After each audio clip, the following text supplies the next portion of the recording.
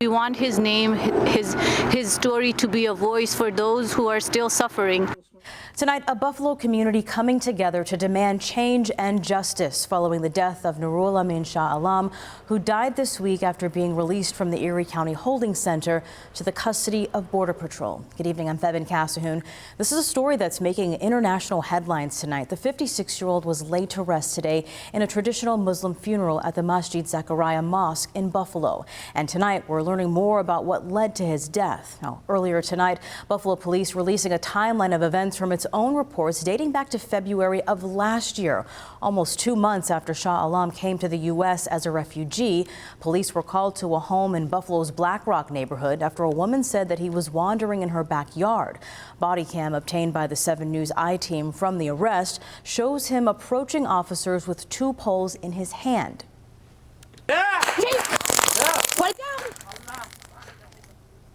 Police say that as they worked to detain him, Shah Alam bit and scratched 2 officers, and they reported that he smelled of alcohol. He was arraigned, but earlier this month, Erie County DA Michael Cain offered a reduced plea that would keep him from being deported. Cain says the plan was for Shah Alam to stay in custody until his sentence next month. But on Thursday, his family posted bond and waited for him outside the holding center. But Customs and Border Protection say they had already offered him a courtesy ride, which he accepted, to the Tim Hortons in Riverside. Remember, doesn't speak English. He's obviously has a disability and he's blind. So there's no way for him to convey to the border officers, what he wanted to do. The Department of Homeland Security, Border Patrol, and ICE, they don't know what they're doing. And it's been demonstrated. Now, according to police, Shah Alam was reported missing on Sunday. Then on Tuesday, a woman called 911 to report a dead body near the KeyBank Center on Perry Street. Now, the story getting a lot of reaction from the Buffalo community, frustrated by how Shah Alam's release was handled, and many say it points to a much larger systemic issue. Multiple vigils and public hearings, or gatherings rather, took place today to honor Shah Alam and to raise awareness about his story. Tonight, I'm sharing the response from the community and Shah Alam's friends and family.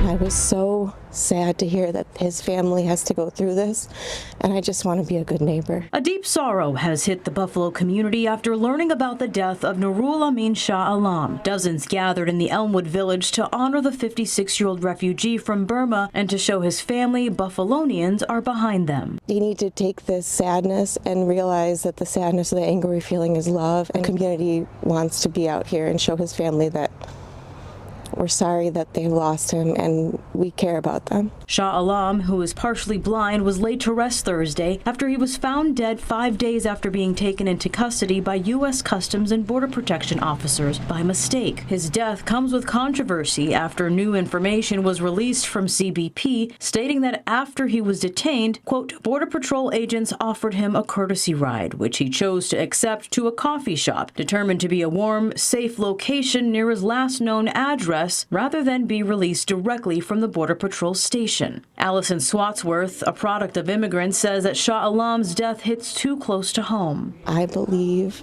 in the goodness of our city. I believe that people here truly can be good neighbors, that we look out for each other. Folks huddled at the corner of Bidwell, Parkway, and Elmwood Avenue, holding up photos of him along with candles. People will not tolerate this. They really won't. James Gribbins says Shah Alam's death frightens him. After living in Western New York for about 47 years from downstate, he says this isn't the Buffalo he's known to love. This is a callous action. All of this stuff is callous. It's lack of empathy, lack of caring about others.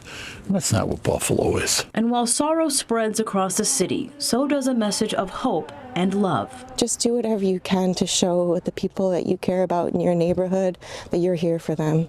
If people are scared or people need help and you don't know how to show up, just do the little things you can. Now, we're told on March 7th at 2 p.m. the community is planning a non-violent, peaceful gathering to mourn Nurul Alam Shah Alam's death. The gathering will take place at the U.S. Border Patrol Buffalo Field Office at Exchange Street in downtown Buffalo.